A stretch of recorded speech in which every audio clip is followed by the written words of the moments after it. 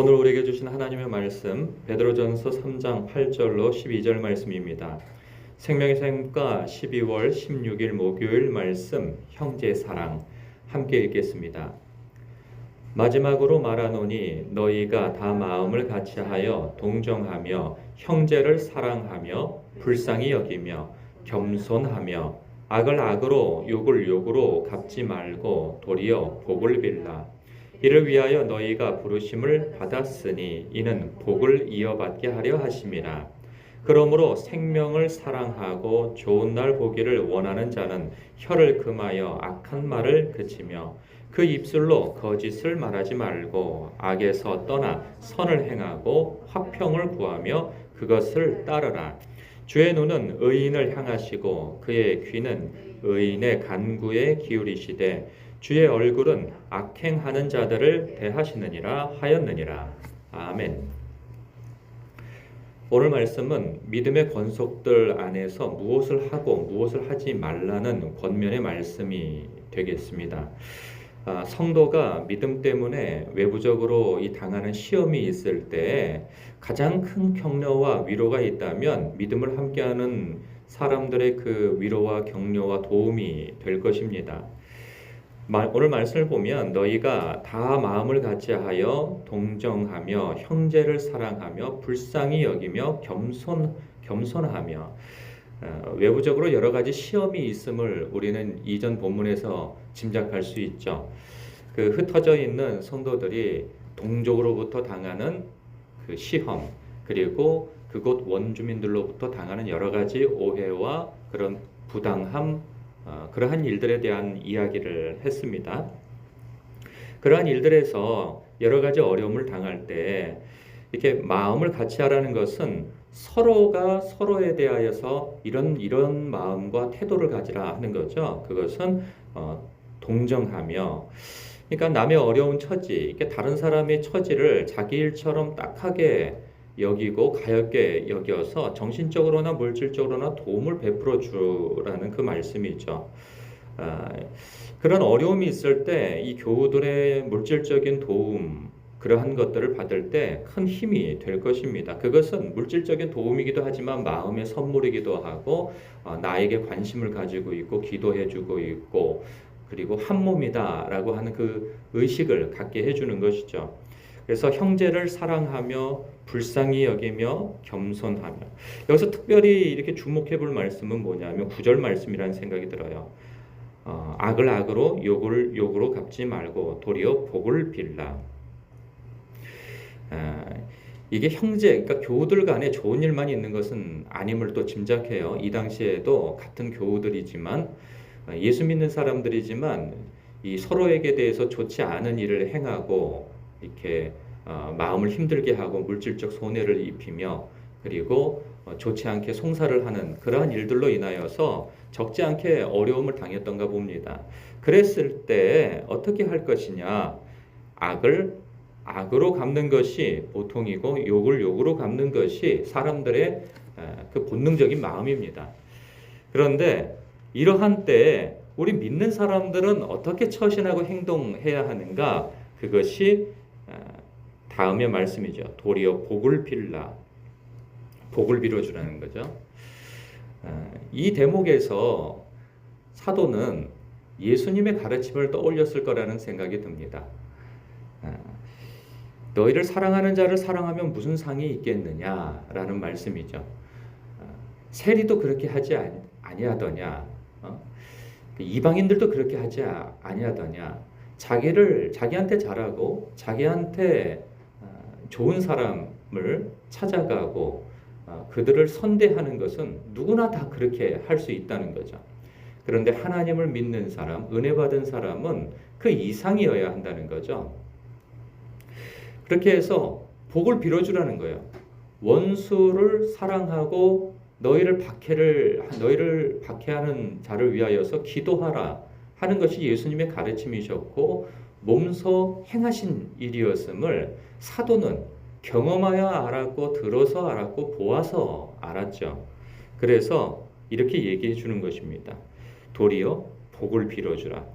왜? 너희는 이것을 위하여 부르심을 받은 사람들이기 때문에 그렇다라는 거죠. 복을 빌어줄 때 자신 안에 복이 없으면 그 복을 빌어줄 수가 없는 사람이죠. 그런데 우리 믿는 사람들은, 예수 믿는 사람들은 하늘에 속한 모든 신령한 복을 이미 받은 사람이라 성경 말씀하고 있어요. 특별히 우리 예수님께서 성령님으로서 우리와 함께 하신다 말씀하시지 않았습니까? 그렇기 때문에 우리는 모든 복을 이미 가지고 있는 사람들이라는 거예요. 그래서 복을 빌어주라는 거죠. 이게 쉽지가 않습니다. 보통은 이렇게 하죠. 10절 중간에 악한 말을 하죠. 혀를 금하지 않고 악한 말을 쏟아내게 되어지죠. 그리고 그 입술로 악담을 하게 되어지는 사람이 되죠.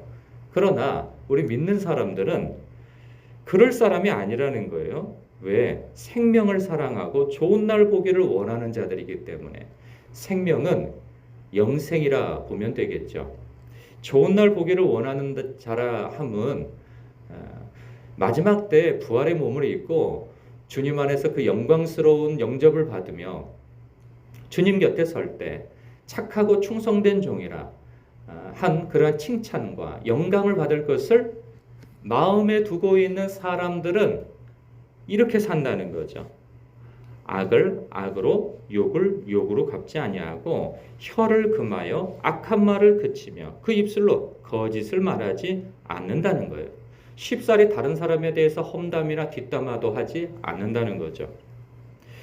그리고 악에서 떠나서 선을 행하고 화평을 구하며 그것을 따르는 사람이라는 거예요. 우리 믿는 사람들은 이 방파제 같은 사람이 되어야 한다는 생각이 듭니다. 방파제 같은 사람은 무엇이냐면 이 확성기 같은 사람과는 좀 반대가 되겠죠.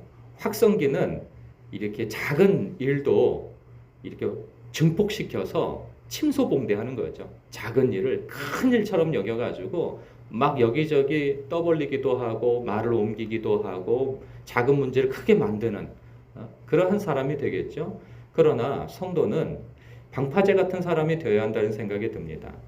이렇게 쓰나미처럼 밀려오는 여러 가지 좋지 않은 말들과 그러한 어떤 소문들을 그 사람에게 부딪혀 올 때 그것을 축소시킬 수 있는 사람인 거죠. 그 사람을 거쳐 나갔을 때에는. 그래서 큰 일도 작은 일로 만들어서 뒤에 나갈 때는 큰 파도가 부딪혀서 뒤에 나갈 때는 잔잔한 물살로 이렇게 차 뻗어져 나가는 그런 사람이 되어야 할 거라는 생각이 듭니다. 이렇게 할 때 우리 주님께서는 어떤 은혜를 더욱 베푸시는가? 그런 사람에게 12절 주의 눈은 의인을 향하시고 그의 귀는 의인의 간구에 기울이시되 주의 얼굴은 악행하는 자들을 대하시느니라. 이 악행하는 자와 의인을 분명히 구분하죠. 우리가 하나님 앞에 많이 간구하고 기도하나 우리의 삶 속에서 하나님 앞에 참으로 이렇게 의롭게 여김을 받고 칭찬받을 만한 일이 있지 않으면서 하나님 앞에 간구하기만 한다면 그것은 우리가 이전에 구약 성경을 공부했었던 것처럼 그것은 마치 하나님을 우상을 여기듯이 여기는 태도가 된다고 말씀했었죠. 우리 하나님은 인격이십니다. 그렇기에 우리가 많은 기도로서 우리가 주님 앞에 간구한다고 하여서 그 기도가 응답되는 것이 아니라 우리 하나님께서 참으로 네가 참 착하고 충성된 종이구나. 네가 너를 위해서뿐만 아니라 남을 위해서도 이렇게 간구하고 기도하고 그리고 다른 사람을 선대하고 이렇게 사랑의 삶을 사는구나. 여기실 때 하나님께서 더 칭찬하시고 더 그 간구를 들어주시지 않겠느냐 하신 말씀이 아니겠어요? 우리의 삶 가운데 여러 가지 일들이 많이 있습니다. 그 일들을 놓고 우리가 간구도 하고 하나님 앞에 부르짖어 기도도 하지요.